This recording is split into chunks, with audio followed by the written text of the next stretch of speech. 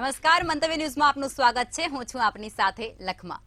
500 વર્ષથી જે ઘડીની રાહ સમગ્ર ભારત વર્ષ જોઈ રહ્યો હતો તે ક્ષણ અને તે ઘડી આજે આવી અને 500 વર્ષનો સંઘર્ષ આજે સમાપ્ત થયું છે. આખરે ભગવાન રામ પોતાના નિજ મંદિરમાં બિરાજમાન થયા છે. લાખો લોકોની શ્રદ્ધા, કારસેવકોનું અમૂલ્ય બલિદાન, અઢળક બાધાઓ, હજારો સાધુઓના યોગદાન બાદ આખરે અયોધ્યામાં ભગવાન રામ બિરાજમાન થયા છે.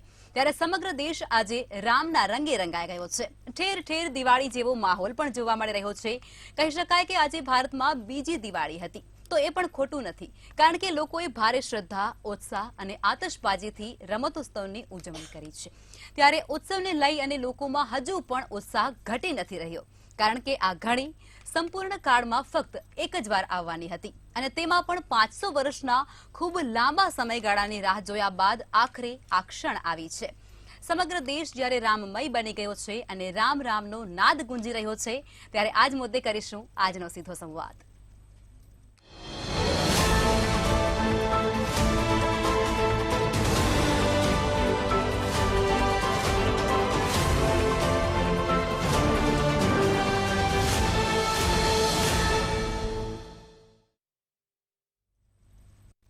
તો ચર્ચાની શરૂઆત કરીશું. ચર્ચામાં આપણી સાથે ભારતીય જનતા પાર્ટીમાંથી અંજલિબેન કૌશિક જોડાઈ ચૂક્યા છે, જ્યોતિબેન અમીન જોડાયા છે, જેઓ વરિષ્ઠ પત્રકાર છે, રીનાબેન બ્રહ્મભટ્ટ જોડાયા છે, જેઓ એક રાજકીય વિશ્લેષક છે, અને વિજયભાઈ આહિર જોડાયા છે, જેઓ પણ રાજકીય વિશ્લેષક છે.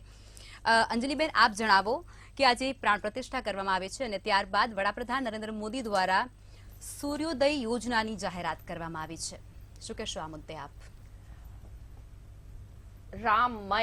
રામમય ગુજરાત, રામમય દેશ, રામમય. જો ગુજરાતથી હું હમણાં વાત કરી રહી છું આપના જે મંતવ્ય ન્યૂઝ ચેનલથી, તો અહીંયા પણ એક વાતાવરણ રામમય જ છે. સવારથી અમે જોઈ રહ્યા છીએ બધી જગ્યા રામમય, પુરુષોત્તમ રામજીની જે કૃપા છે એ બધી જ જગ્યા છે. જે આસ્થા છે લોકોમાં 500 વર્ષથી આપણે જે રાહ જોઈ રહ્યા છે, આજે એ ઘડી આવી. અને સૌથી મોટી વાત એ છે કે કોઈ વિઘ્ન ના આવ્યો ને આપણા પુરુષોત્તમ રામજી એમના સ્થાને વિરાજમાન થયા, જેના માટે 500 વર્ષથી બધી કેટલા લોકોની વાતો કે કહેવાય કે આસ્થા કહેવાય કે પ્રેરણા કહેવાય કે શ્રદ્ધા કહેવાય, બધી જ જોડાયેલી છે અને એ બધા જ રાહ જોઈ રહ્યા હતા 500 વર્ષથી. અને આજે રામજી એમના ત્યાં વિરાજમાન થયા છે. ત્યારે આપણા માનનીય વડાપ્રધાન નરેન્દ્ર મોદીજીની એક ગેરંટી, જે મોદી કી ગેરંટી કહીએ છીએ આપણે, મોદીજીની ગેરંટી એ આજે ફરી મોદીજીની ગેરંટી પૂરી થઈ છે, પૂર્ણ થઈ છે.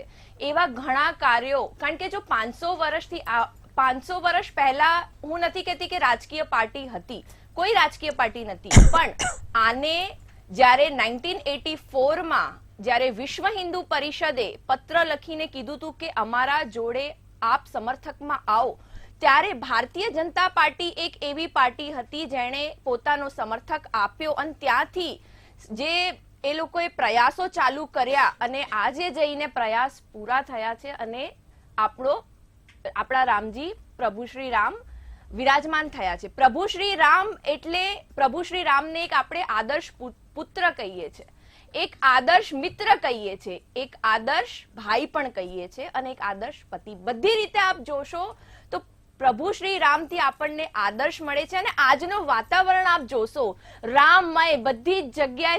હમણાં સાંજે જ્યારે હું ઘરેથી આવતી હતી ત્યારે જોયા તો દીવડાઓના દીવડા પ્રગટાયા હતા. જેવી રીતે બેને કીધું, આજે આપણા માટે એક દિવાળીનો મહોત્સવ છે, દિવાળી છે. આજે મેક્સિમમ ઘરોમાં બપોરે હોય કે સાંજે હોય, આપણે ભેગા, એટલે ભેગા જમવાનું જે કહીએ ને, આપણે બધાના ઘરે અલગ અલગ રસોઈ નથી બની.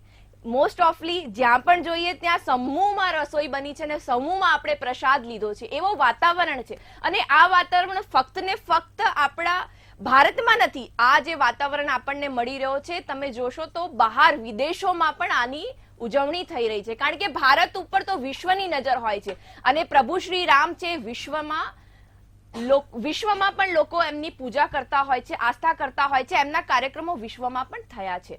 તો જ્યારે આ એક મોટો દિવસ છે અને આ દિવસ એક યાદગાર લોકોએ પણ બનાવ્યું છે. સવારથી તમે જોશો એક કળશ યાત્રા છે, રથયાત્રાની જેમ બધા જ કાર્યક્રમો આજે એક અનુભૂતિ જે થઈ રહી છે, બસ પોઝિટિવ ઓરા આવતા જાય છે કે બસ બધું સારું થઈ રહ્યું છે, રામમય ભગવા અને ભગવા જ થઈ રહ્યું છે.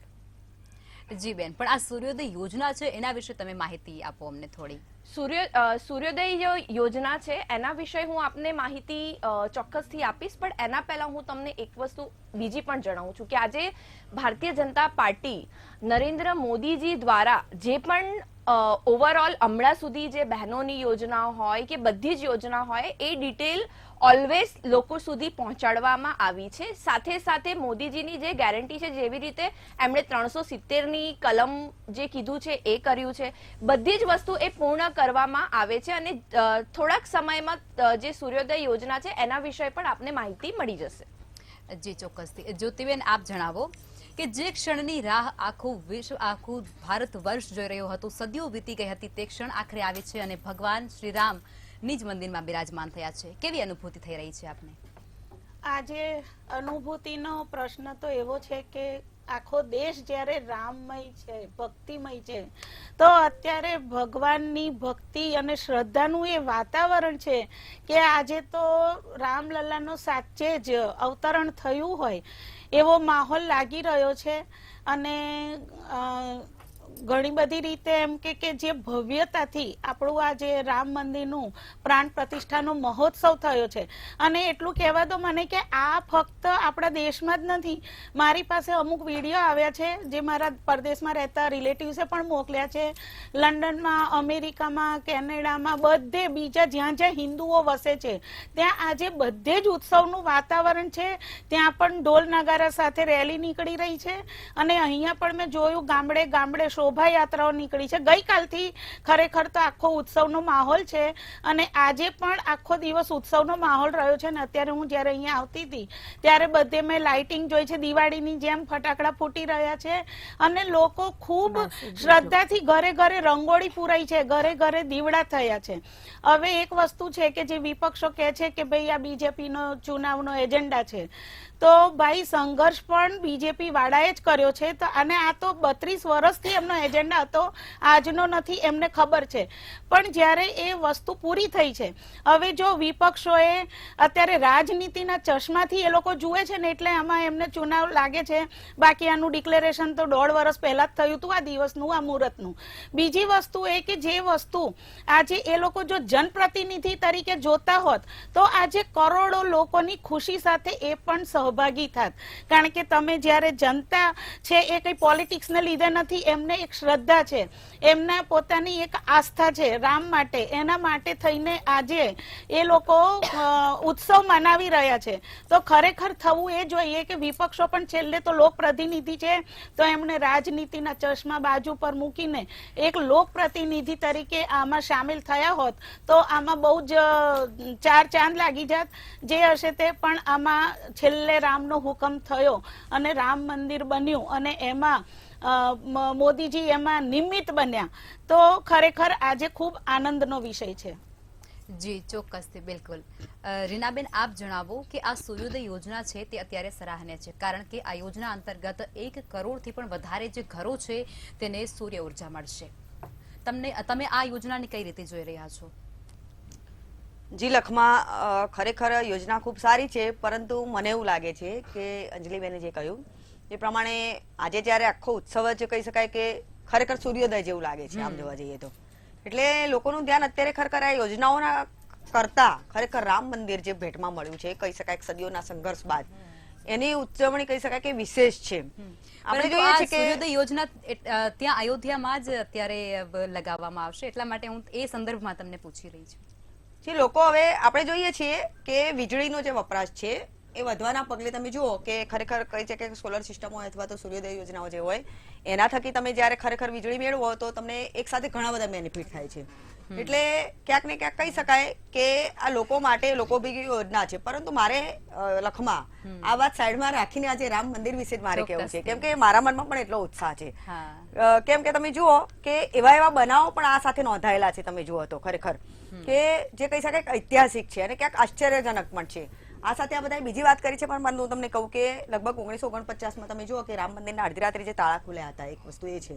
એ બનાવ પણ તમે જુઓ કે આશ્ચર્યકારક હતો. ત્યારે 1982 માં લગભગ એક બનાવ બન્યો હતો કે જ્યારે સુપ્રીમ કોર્ટે કહી શકાય કે ચુકાદો આપી હતી કોર્ટ.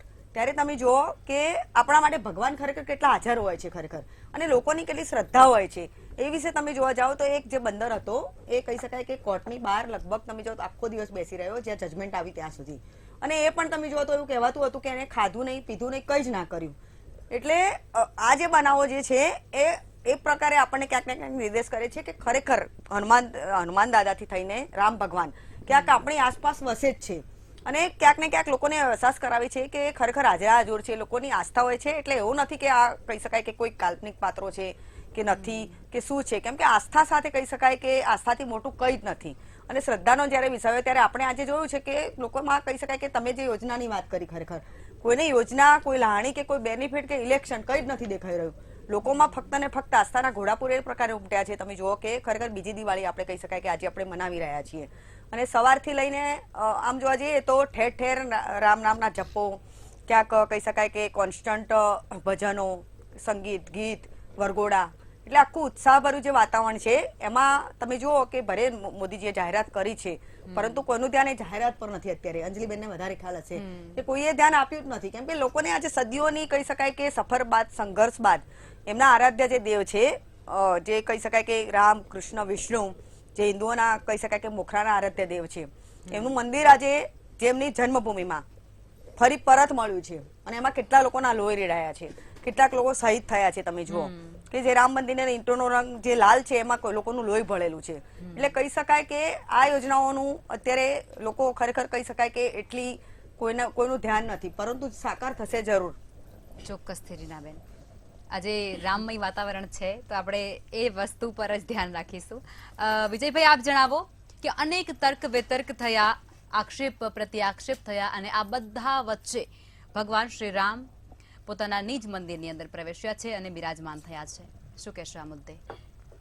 જો આપણા દેશની કરુણા કેવી છે ખબર છે, કોઈ પણ ઐતિહાસિક ક્ષણ હોય કે કોઈ એવું કોઈ સબલાઇમ ઇવેન્ટ થઈ રહી હોય તો પણ ભારતના રાજકારણીઓ રાજકારણ મૂકતા નથી. એક કરુણા કહી શકો તમે. આજે જે રામલલ્લા 500 વર્ષના સંઘર્ષ પછી પાછા એમની જે જન્મભૂમિ છે અયોધ્યામાં પાછા બિરાજમાન થઈ રહ્યા છે, અને મેડમે હમણાં કીધું કેટલા સંઘર્ષ થયા છે, કેટલા લોકોના જીવ ગયા છે. તમે જુઓ જ્યારે અયોધ્યા ઉપર બહારના જે આતતાયી લોકોએ આવીને ચડાઈ કરી અને આપણા આસ્થાના જે મંદિરો હોય એમને ધ્વસ્ત કરીને એના ઉપર એમનું એક પોતાની છાપ છોડી દેવું, એક સ્ટ્રક્ચર બનાવી દીધું જેને વિવાદિત ઢાંચો કહેવામાં આવે છે લીગલી, અને એ વિવાદિત ઢાંચો એક સમયે તૂટી ગયો, તોડી દેવામાં આવ્યો, અને એમાં કેટલાય લોકોની સંઘર્ષ ગાથા, કેટલા લોકોની જાન ગઈ. એક મોટી લીગલ બેટલ પણ ચાલી કે આ જે જમીન છે એના પર અધિકાર કોનો છે. સુપ્રીમ કોર્ટ સુધી મામલો ગયો. સુપ્રીમ કોર્ટે પણ કહ્યું કે ભાઈ અહીંયા મંદિર બનાવવા દેવામાં આવે, અને એના પછી જ્યારે એક મંદિર બની રહ્યું છે, તમે જુઓ પેન્ડેમિકના ટાઈમમાં 2020માં રામ મંદિરનો શિલાન્યાસ થયો અને ખૂબ જ રેકોર્ડ સમયમાં આ મંદિર બની ગયું. અને પછી સાથે સાથે જુઓ આપણે જોઈએ છીએ કેટલાય સમયથી 6-7 મહિનાથી કળશ યાત્રાઓ ચાલી રહી છે. આપણા ઘરે ઘરે પૂજિત અક્ષત આપવામાં આવી રહ્યા છે, અને એક જે કાર સેવકો જે શહીદ થયા હતા એનો શહીદ દિવસ પણ ઉજવવામાં આવી રહ્યો છે. એટલે તમે થોડાક સમયની અંદર તમે જુઓ આખો આમ ઇતિહાસ તમારી આંખોની સામેથી પસાર થઈ ગયો ને એવું દેખાઈ આવે. આજે સવારથી તમે જુઓ આપણે બધા અહીંયા અમદાવાદમાં સ્થિત છીએ, આપણે રસ્તા ઉપર જઈએ છીએ કે એક અલગ પ્રકારનું હવામાં તમને એક અલગ માહોલ જોવા મળે છે. લોકો એકબીજાની સામે જે એકબીજાને ઓળખતા પણ ના હોય એમને સસ્મિત જય શ્રી રામથી અભિવાદન કરી રહ્યા છે. ભગવો ચારે તરફ લહેરાઈ રહ્યો છે. લોકોના મનમાં એક ઉમળકો છે કે અમારા પ્રભુ શ્રી રામ એમના યોગ્ય સ્થાને પાછા બિરાજમાન થયા છે, અને રામ મંદિરનો જે આજે અભિષેક થયો છે કેટલાય લોકોના આંખોમાં હર્ષના અશ્રુઓ મેં આજે જોયા છે. વડીલો જે એક સમય એવું વિચારતા હતા કે કદાચ અમારા જીવનમાં રામ મંદિર પાછું નહીં બને. એ પોતાની જાતને આજે ભાગ્યશાળી સમજી રહ્યા છે કે અમારી હયાતીમાં રામ મંદિર પાછું બન્યું. એટલે આવી ક્ષણ, આવી અદ્ભુત ક્ષણના જે આપણે ઐતિહાસિક ક્ષણના આજે સાક્ષી બની રહ્યા છે, એમાં અમુક લોકો એમ કે કંઈક નુક્સ નીકાળે, કોઈકને કોઈક વસ્તુ કાઢીને એમ કે નહીં આ તો આ પ્રોપોગંડા છે, રાજકીય લાભ લેવાની કોઈક આ વસ્તુ છે, વોટ એવર ઇટ મે બી. લાભ મળે કે ના મળે આપણે એ વસ્તુમાં જતા નથી, પણ રામલલ્લા પાછા બિરાજમાન થયા છે એને તો કોઈ નકારી શકે એમ નથી. અને રામ ભગવાન એ કોઈ પાર્ટીના નથી, રામ ભગવાન એ કોઈ એક સમુદાયના નથી. રામ ભગવાન સનાતન ધર્મના અને આપણા સર્વેના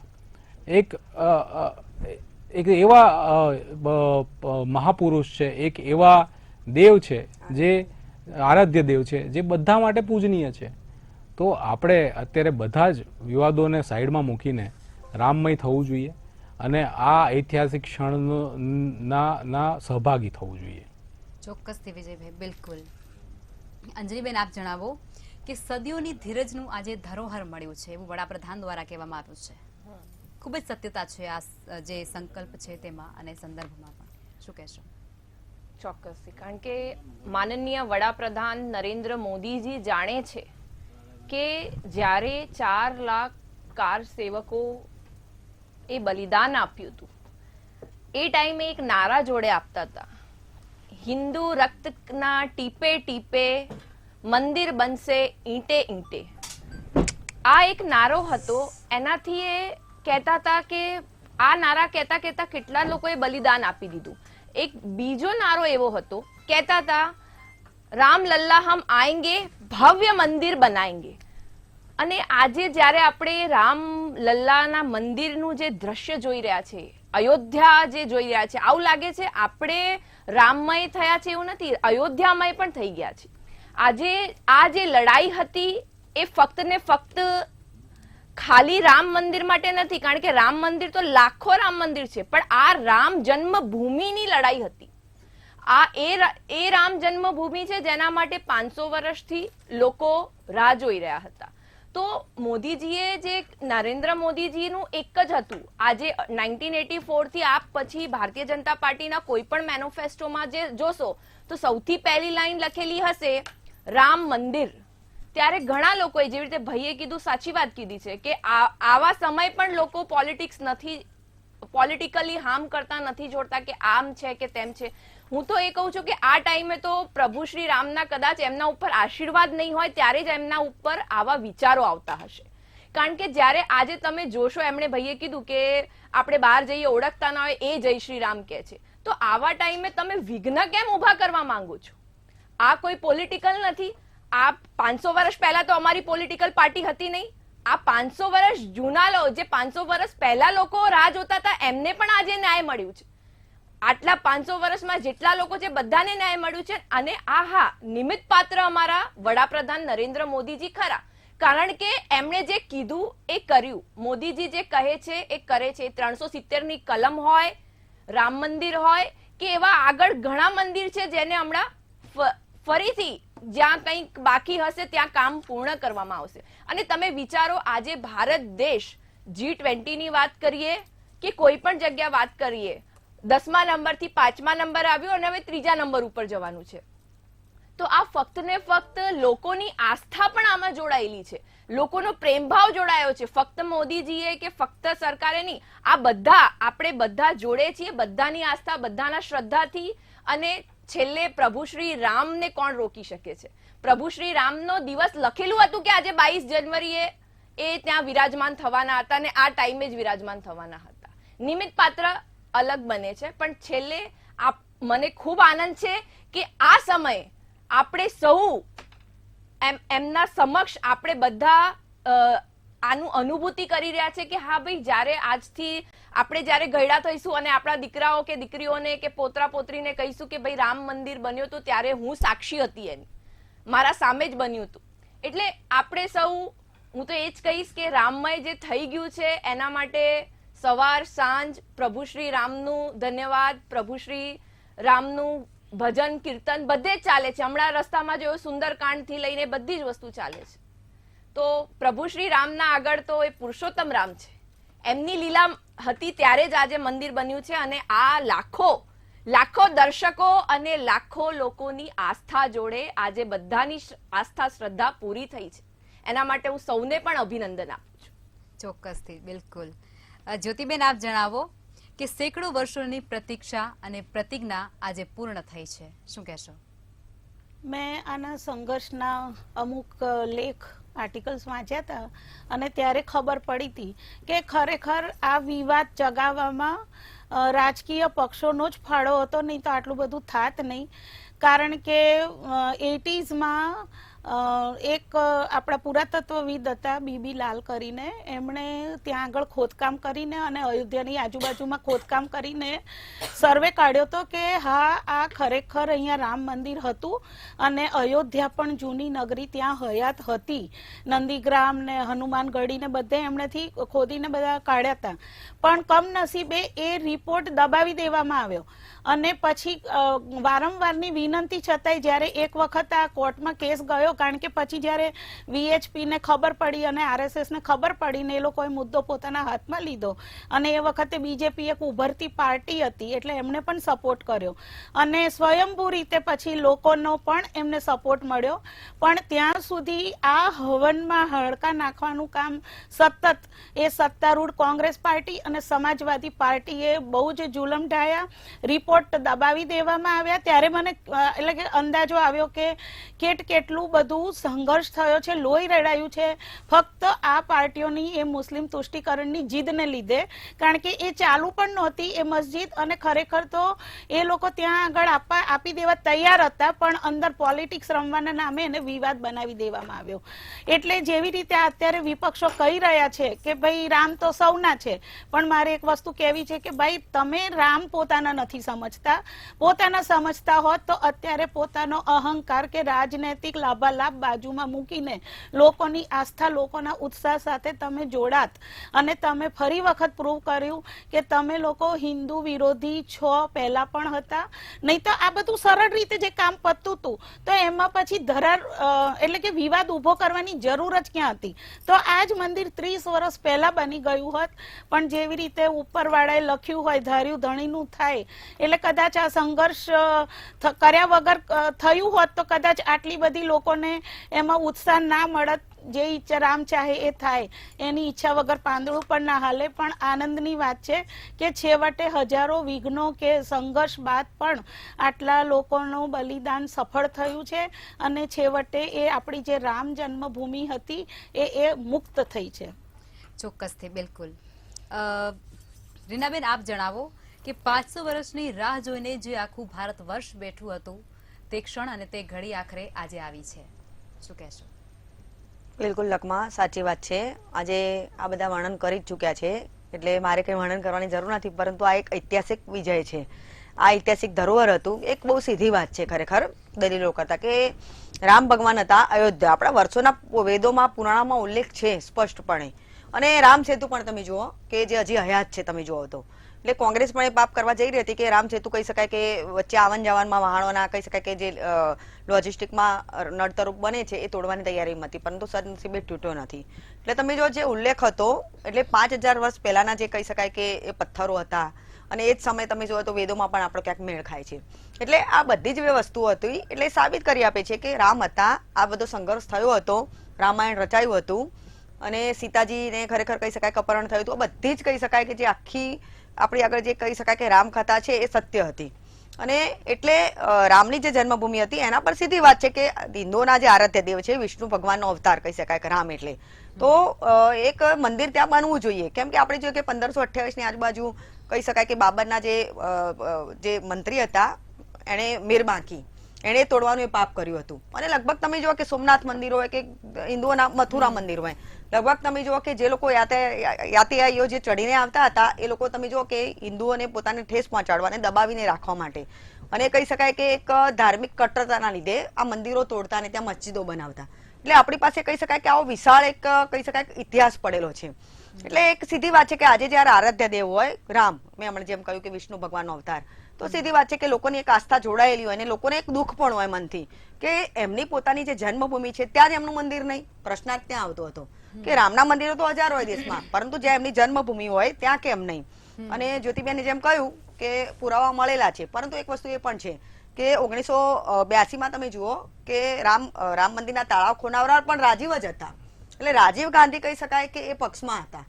અને જે બાબરી મસ્જિદનો ઢાંચો તૂટ્યો ત્યારે તમે જો નરસિંહ રાવની સરકાર હતી, પરંતુ તેમ છતાં કહી શકાય કે એમણે એટલા ઉગ્ર પ્રતિભાવો નહોતા આપ્યા. હા, એ વસ્તુ છે કે સમાજવાદી પાર્ટીના મુલાયમસિંહ યાદવ, કે એ વખતે લોકો મુલ્લા મુલાયમ કહેતા, કેમ કે એમણે બેફામપણે કહી શકાય કે કારસેવકો પર કહી શકાય કે ગોળીબારો કરાવ્યા હતા. એમના જે હાથ હતા એ લોહીથી ખરડાયેલા હતા. એટલે આ બધું કહી શકાય કે કેટલીક પાર્ટીઓ કર્યું હતું, પરંતુ કોંગ્રેસને ખરેખર જો જસ ખાતા આવડ્યો હોત તો રાજીવ ગાંધીએ તાળા ખોલાવ્યા હતા તો એમને ખરેખર જસ મળ્યો હોત. પરંતુ તમે જુઓ કે આ વખતે આમંત્રણ ન સ્વીકારી અને એમણે કહી શકાય કે ક્યાં બેવકૂફી ભર્યું કહી શકાય કે લોકો માટે, લોકો પણ એવું માને છે કે ખરેખર હાજર રહેવાનું કોઈ નહીં રહેવાનું કોઈ કારણ નથી, કેમ કે ધર્મ એ ખરેખર વ્યક્તિગત મુદ્દો છે, આસ્થા સાથે જોડાયેલી બાબત છે. તો એનાથી આજે કોઈ પણ મુસ્લિમ મસ્જિદમાં જાય તો બીજા મુસ્લિમનું કઈ દુઃખ ના થાય અથવા એવો મેસેજ ના જાય કે કેમ મસ્જિદમાં ગયા. તો હિન્દુઓ જે હોય એ રામ મંદિરની પ્રતિષ્ઠામાં જાય તો એવો કોઈ મેસેજ ના જાય કે કેમ ગયા. એટલે ખરેખર કહી શકાય કે આજે આ એક ઐતિહાસિક ભવ્ય જીત છે, સદીઓનો સંઘર્ષ છે, લોકોના જે લડાયા છે એનું કહી શકાય કે બલિદાન જે છે એ ક્યાંક ને ક્યાંક એળે આવ્યું છે. અને આજે આપણા આરાધ્ય દેવ કહી શકાય કે નિજ મંદિરમાં છે, જે લોકો માટે કહી શકાય કે એટલી ઉત્સવની ક્ષણ છે કે આપણે જોઈએ છીએ કે લોકો કઈ કદે રંગાયા છે. અને લખમામાં મુખ્ય વાત એ છે કે યુવાનો જે છે, યુવા વર્ગ કહી શકાય કે 15 થી 16 થી લઈને 17, 20, 25 વર્ષના એ યુવાનો પણ તમે જુઓ કે રામ ભક્તિના ગીતો ગાય છે, ભજન ગાય છે. આ પહેલા કોઈ દિવસ આ પ્રકારનું કહી શકાય કે અવસર જોવા નથી મળ્યો. એટલે સમગ્ર ભારત કહી શકાય કે ભક્તિ રસમાં તરબોળ બન્યું છે. ચોક્કસથી વિજયભાઈ, આપ ટૂંકમાં જણાવો કે કાર સેવકો, સંતો, સાધુઓ, બાવાઓ આ બધાનું જે સંઘર્ષ હતો ને તેનું પરિણામ આજે મળ્યું છે. ચોક્કસથી હું તો મારો પર્સનલ અનુભવ જણાવું. આજે મને એટલું સરસ સૌભાગ્ય પ્રભુ રામશ્રીની કૃપાને લીધે મળ્યું છે કે મારો જન્મદિવસ આજના દિવસે કોઇન્સિડન્ટલી જોડે છે. એટલે જેટલા લોકોએ આજે મને જન્મદિવસની શુભકામનાઓ પાઠવી, બધાએ જય શ્રી રામ કહીને પાઠવી. અને હું પોતે પ્રભુ કૃપાથી એટલો તરબોળ થઈ ગયો કે ભગવાન શ્રી રામનો શું સંકેત મારા ઉપર આટલો સારો કે મારો જન્મદિવસ આવા ઐતિહાસિક દિવસ જોડે સંયોગ પામે છે. એટલે તમે જુઓ, તમે કીધું આટલા બધા લોકોના બલિદાનો, સાધુઓના, તે બધા આ બધી જ જે કહેવાય ને પુણ્યાત્માઓ, એમનું જ્યારે પણ બલિદાન હોય એ ક્યારેય એડે ના જાય. અને આજે આપણે જોઈ રહ્યા છીએ આ ભવ્યાતિ ભવ્ય મંદિર આપણી નજર સમક્ષ જ્યારે બન્યું છે એ કોઈ ઈંટ, ચૂના, પથ્થર, માટીથી નથી બન્યું. આ લોકોના સંઘર્ષથી બન્યું છે અને પુણ્યાત્માઓના પુણ્યથી બનેલું, બલિદાનથી બન્યું છે. આપણે આ બધાના ઋણી છીએ અને આપણે જય શ્રી રામને આપણા હૃદયમાં રાખીએ અને એમના જે જીવનના મૂલ્યો છે આપણા જીવનમાં ઉતારીએ. 100% બિલકુલ, ચોક્કસથી. જ્યોતિબેન, અંજલિબેન, રીનાબેન અને વિજયભાઈ અમારી સાથે ચર્ચામાં જોડાયા તે બદલ ધન્યવાદ. અયોધ્યામાં બનેલા દિવ્ય અને ભવ્ય રામ મંદિરમાં પ્રભુ શ્રી રામના બાળ સ્વરૂપ રામલલા મૂર્તિની પ્રાણ પ્રતિષ્ઠા થઈ ચૂકી છે. સમગ્ર વિશ્વ આજે રામમય બની ચૂક્યું છે. જે ક્ષણની લોકો રાહ જોતા હતા, આખરે તે ક્ષણ આવી અને ભારતમાં આજે દિવાળીની જેમ ઉજવણી કરવામાં આવી. રામ મંદિર બનાવવા માટે સંતો, સંન્યાસીઓ, પૂજારીઓ અને નિહંગો તેમજ બુદ્ધિજીવીઓ અને રાજનેતાઓ તમામ સમાજના લોકોએ ખુદને સમર્પિત કર્યા હતા. મંદિર ત્યાં જ બન્યું જ્યાં બનાવવાનો સંકલ્પ લેવામાં આવ્યો હતો. તો આ સાથે ચર્ચાને સમાપ્ત કરીશું. નમસ્કાર.